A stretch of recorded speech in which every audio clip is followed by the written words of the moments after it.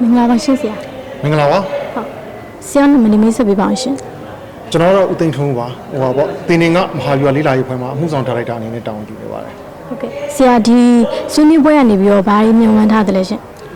အထူးသဖြင့်တော့ကျွန်တော်တို့ကဒီပြီးခဲ့တဲ့မတ်လ28ရက်နေ့မှာဒါငလင်းကြီးဖြစ်သွားခဲ့ဒီငလင်းကကျွန်တော်တို့တက်တဲ့တစ်လျှောက်မှာပေါ့အကြီးမားဆုံးနဲ့အပျက်စီးအများကြီးကိုယူဆောင်လာခဲ့တဲ့ငလင်းတစ်ခုဖြစ်တယ်အဲဒါကြောင့်မလို့ဒီနေ့ဆွေးနွေးပွဲဟာတော့ငလင်းအလွန်မှာကျွန်တော်တို့ပျက်စီးသွားခဲ့တဲ့အရာတွေဘယ်လိုတိစောက်ကြမလဲဘယ်လိုထူထောင်ကြမလဲဘယ်လိုလုပ်ငန်းစဉ်တွေရေးဆွဲကြမလဲအဲ့ဒီအအတွက်အဓိကအဖြေထုတ်ပေးနိုင်မယ်လို့ယူဆထားပါတယ်ဆိုလိုတာတော့အခုတော့ပညာရှင်တွေတော်တော်များများ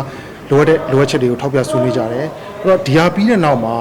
ဒီထောက်ပြဆွေးနွေးချက်တွေကိုလိုက်နာဆောင်ရွက်ရင်းနဲ့ကျွန်တော်တို့ရဲ့ဒီလူမှုအဖွဲ့အစည်းကိုအကောင်းဆုံးပြန်လည်ထူထောင်နိုင်လိမ့်မယ်လို့ကျွန်တော်မျှော်လင့်ပါတယ် ဟုတ်ကဲ့ဆရာပြည်တွင်း NGO နဲ့နိုင်ငံတကာအလှူရှင်များအဖွဲ့အစည်းများကပူးပေါင်းဆောင်ရွက်တယ်ပေါ့နော်ဒီအဖွဲ့အစည်းကပေါ့နော်ဒီငလေးကြောင့်ပျက်စီးသွားတဲ့အတွက်ပေါ့နော်အဲ့ဒါတွေကိုဘယ်လိုအထောက်ပံ့နေပေးလဲရှင် အဲ့ဒါကိုပြန်လေ့လာမယ်ဆိုကျွန်တော်တို့ငလင်းပြီးချင်းမှာဒီကျွန်တော်တို့ရဲ့ပထမ golden hour ခေါ်ကြတာပေါ့ပထမဆုံး82နာရီအတွင်းမှာကဒီအသက်ရှင်ကျန်ရည်သူတွေကိုအလင်းမြန်ဆုံးကယ်နိုင်မှုနဲ့ဒီအသက်ရှင်ကျန်ရည်သူအမြန်ဆုံးကယ်ထုတ်နိုင်မှုပေါ့အကောင်းဆုံးအခွင့်အရေးအဲ့ဒီ82နာရီအတွင်းမှာရတာအဲ့တော့အဲ့ဒီတော်တင်းမှာပဲဒီနိုင်ငံတော်ဝန်ကြီးချုပ်ကဒါတရားဝင်ဖွင့်လှစ်ပြီးတော့ဖိတ်ခေါ်ခဲ့တဲ့အတွက်ကြောင့်နိုင်ငံတကာကကျွန်တော်တို့ကယ်ဆယ်ရေးအဖွဲ့အစည်းတွေအများကြီးရောက်ခဲ့တယ်ပြည်တွင်းအဖွဲ့အစည်းတွေလည်းငြိမ်နေလားဆိုတော့မနေပါဘူးဒီအဆုံးလုံးဒီငလင်ကြောင့်ဖြစ်ပွားခဲ့တဲ့နေရာကိုအများဆုံးရောက်ကြတယ်ဒါပေမဲ့ပြဿနာဘာကွာချွားသွားလဲဆိုတော့နိုင်ငံတကာအဖွဲ့အစည်းတွေကသူတို့ဒါမျိုးပြဿနာတွေအများနဲ့ကြုံခဲ့တယ်ဒီပညာကောင်းကောင်းသုံးနိုင်တယ်နောက်အထောက်အကူပြုပစ္စည်းတွေပေါ့အဲ့ဒါတွေသုံးနိုင်တဲ့အတွက်ကြောင့်သူတို့ရဲ့ကယ်ဆယ်ရေးလုပ်ငန်းစဉ်ကကျွန်တော်တို့ဆိုင်နောက်နည်းနည်းနောက်ကျပြီမဲ့ပိုပြီးမြန်ဆန်တာကိုတွေ့တယ်ကျွန်တော်တို့ပြည်တွင်းအဖွဲ့တွေကတော့တော်တော်လေးတဲ့ဟိုပေါ့စေတနာရသိကောင်းတယ်ဟိုတုံ့ပြန်မှုအရင်မြန်တယ်ဒါပေမဲ့ခုနပြောတဲ့ဤပညာအရာကောဒီလုပ်ငန်းသုံးပစ္စည်းတွေရအောင်ပေါ့ဒါတွေကိုသာဖြည့်ဆည်းပေးလိုက်မယ်ဆိုလို့ရှိရင်နောက်ပိုင်းမှာကျွန်တော်တို့ပြည်တွင်းက NGO အဖွဲ့အစည်းတွေရောဒီဘအဖွဲ့အစည်းတွေပါပူပေါင်းမှုဟာဒီတက်ပို့ပြီးတော့အောင်မြင်တဲ့အနေအထားတစ်ခုရမယ်လို့ကျွန်တော်မြင်တယ်အဲ့တော့တေချာတာကတော့ကိုပြည်တွင်းမှာရှိတဲ့အဖွဲ့အစည်းတွေကနောက်ပိုင်းခုနအစင်းမြင့်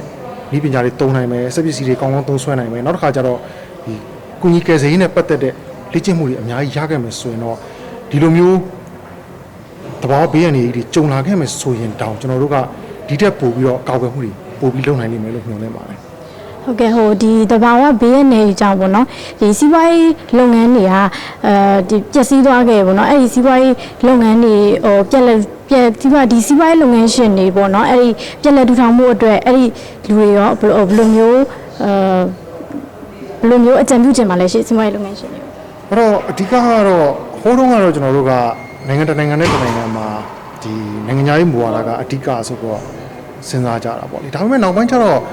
့ဒီစီးအေးခေတ်တုန်းကတော့ဒါကနိုင်ငံခြားရေးမူဝါဒအဓိကဖြစ်တယ်ဒါပေမဲ့စီးအေးပြီးသွားလို့နိုင်ငံတွေကကိုယ့်အကိုတိဆောက်ဖို့တဲ့ဖွံ့ဖြိုးတိုးတက်ရေးကိုဦးတည်လာကြတဲ့အချိန်မှာစီးပွားရေးကအဓိကဖြစ်သွားတယ်အဲ့တော့နိုင်ငံတစ်နိုင်ငံရဲ့အင်အားကိုတိုင်းတာရင်စီးပွားရေးသည်ဘယ်လောက်ထိချမ်းသာလဲ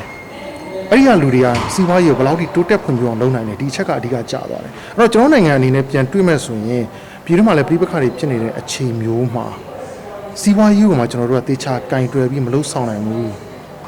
မလဲပတ်နိုင်ဘူးဆိုရင်နိုင်ငံရဲ့ဖွံ့ဖြိုးတိုးတက်မှုအပိုင်းအရင်နောက်ကျသွားမယ်ပို့ပြီးတော့ဟိုပေါ့ဟိုမတိုးတက်တဲ့ပြင်ကျွန်တော်တို့ကစိုးရုပ်တဲ့ဘက်ကိုတော့တမကောင်းအကြောင်းမလားရောက်သွားနိုင်တယ်အဲ့တော့စီးပွားရေးဒီအဓိကကျတဲ့အခြေအနေမှာဖြစ်တဲ့အတွက်ကြောင့်စီးပွားရေးလုပ်ငန်းကိုပြန်ပြီးတော့လဲပတ်နိုင်ဖို့နဲ့အများဆုံးပုံမှန်အခြေအနေကိုပြန်ရောက်ဖို့အတွက်စီးပွားရေးလုပ်ငန်းရှင်တွေရဲ့တော့အနာဂတ်ကိုမျှော်မြင်တွေးတောနိုင်မှုနောက်တစ်ခါကျတော့ပူပေါင်းဆောင်ရွက်နိုင်မှုဒီခုနပြောတဲ့သူတို့ဒီထက်မှလည်းဖိုရမ်ထဲမှာလည်းဆွေးနွေးသွားတာရှိပါတယ် public private sector ဘယ်လိုပေါင်းစည်းကြမလဲဒါတွေကအဓိကချက်တွေဖြစ်သွားမှာပါအဲ့တော့တေချာတာက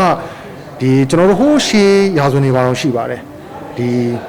တထေးတကြွယ်တွေဆိုတာပြည်ဝင်းတွေပဲပြည်ဝင်းတွေဆိုတာပေါက်သွားလို့မရဘူးအဲ့တော့သူတို့တွေအင်အားတောင့်တင်းပြီးတော့စီးပွားရေးမှာကောင်းမွန်လို့ဆောင်နိုင်ခြင်းအပြင်တိုင်းပြည်ရဲ့ကြွားချမ်းသာမှုတစ်ဖက်တစ်လမ်းနဲ့အထောက်အကူပြုနိုင်ပါဒါကြောင့်မလို့စီးပွားရေးလုပ်ငန်းရှင်တွေဟာအခုလိုမျိုးသဘာဝဘေးရန်တွေအတွက်အထောက်အကူဖြစ်အောင်လို့ပြန်လဲ recovery လုပ်တဲ့နေရာမှာအရေးကြီးဆုံးအခန်းကဏ္ဍတွေသူတို့ပါနေပါလိမ့်မယ်ဟုတ်ကဲ့ကျေးဇူးပါရှင်ကျေးဇူးတင်ပါတယ်ဟုတ်ကဲ့